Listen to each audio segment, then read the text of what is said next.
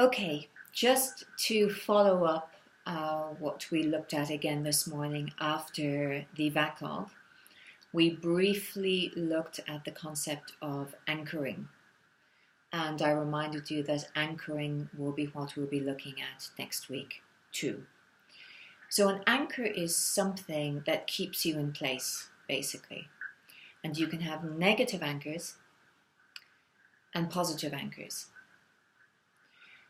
The anchor is something that comes from VACOG. It can be different aspects of VACOG put together, different systems put together, all of them at the same time, which quite happens in a moment of anxiety or trauma. It's about associating, okay, and to basically put that into context.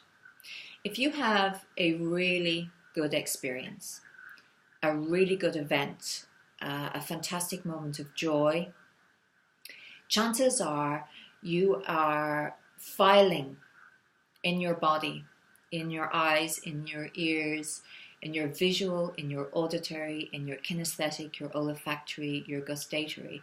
Imagine that you're downloading all of those when you had this great experience. So if you saw something at the moment, the nanoseconds of that experience, that is like filed, it's like saved on your hard disk, your internal hard disk. And if that memory of that experience comes up, that same visual may come up again. Have you ever thought of a person and then thought that you smelt their perfume again? That's an anchor that was created, a good person and the perfume you might recall as having. Also, it can be a negative thing.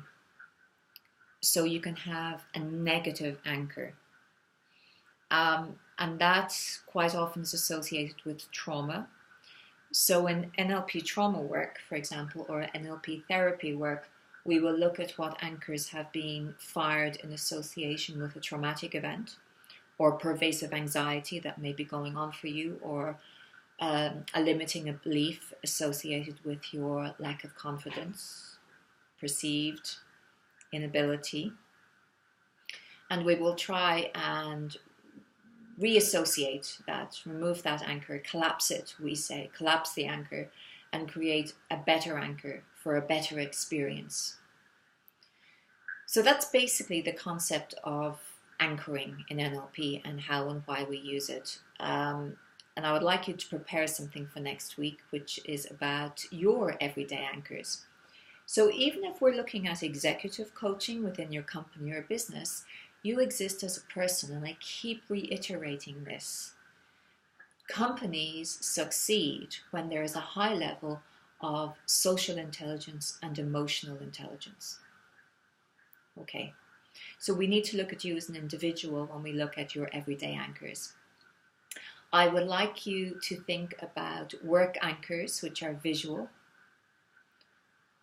non-work anchors, which are visual, as in good ones. So negative work anchors, which are visual. In fact, let's do them all. Negative work anchors, which are visual, auditory, kinesthetic, olfactory, and gustatory. So how are those represented in the workplace? And if you're thinking, how would gustatory be represented? Maybe it's hunger because you don't eat and you are salivating and you're desperate to eat and you want the food and the taste of food, or maybe you don't like the canteen food. Then think about the positive anchors you have in the workplace: visual, auditory, kinesthetic, olfactory, and gustatory. And of course, write them down. Okay, I do have a grid system for you next week, but get your mind prepped for these.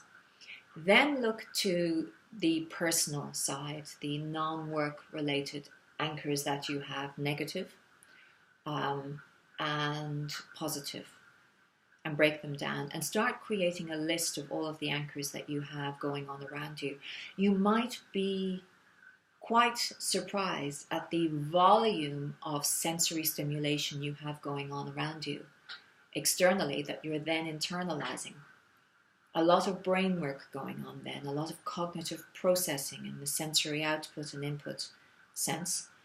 And your whole body and mind has to make sense of all of this. So that suggests there's a pretty phenomenal and powerful tool there, which of course there is, and we will learn to master it, and we will learn to use anchors as something that can really make our ability to cope in this world more than just coping, to excel in how we experience the world around us. So that's the outline of anchoring.